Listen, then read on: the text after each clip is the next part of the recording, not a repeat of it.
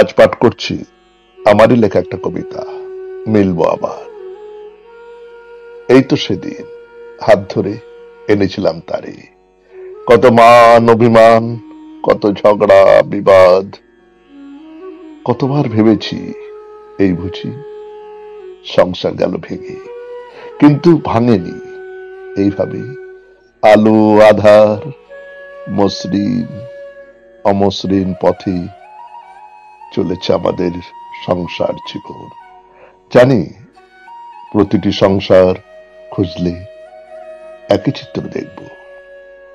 আস্তে আস্তে যখন পৌঁছলাম প্রৌঢ়ত্বে, যখন আমাদের ভালোবাসা পারস্পরিক নির্ভরতা বাড়তে থাকলো, যখন একে অপরকে আরো আরো আঁকড়ে ধরছি, যখন আমরা আমি তোমার তুমি আমার এই চরম সত্যে উপনীত হলাম, বোধহয় যখন নূতন কোনো স্বপ্ন দেখার দরজা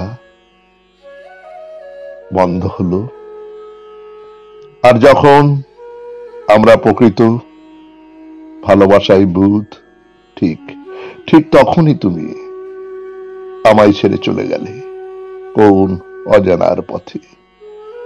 আমি পড়ে রইলাম এক চরম শূন্যতার মাঝে, যেখানে সর্বদাই অন্ধকার গ্রাস করছে আমায়।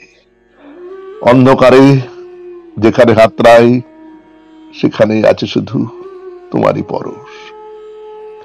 এখনো শীতের কম্বলে পাই তোমারই ওম। কোকিলের ডাকে বুঝি ফাগুনের আগমন। ফাগুনের সমস্ত রং তো তুমিই নিয়েছো সুশী, তাই তো আজ বসন্তের রূপ রস গন্ধ আমায় সে হবে নাড়া দেয় না। তুমি ছাড়া আমি এক ডানা ভাঙা পাখি, নির্জনে বসে বসে মানুষ পটে তোমারই, শুধু তোমারই দেখি, আর অপেক্ষা করি সেই দিনটার জন্য, যেদিন মোর প্রাণবায়ু হবে বিলীন ওই আকাশে বাতাসে। আবার আমরা মিলব ওই নক্ষত্র লোকে।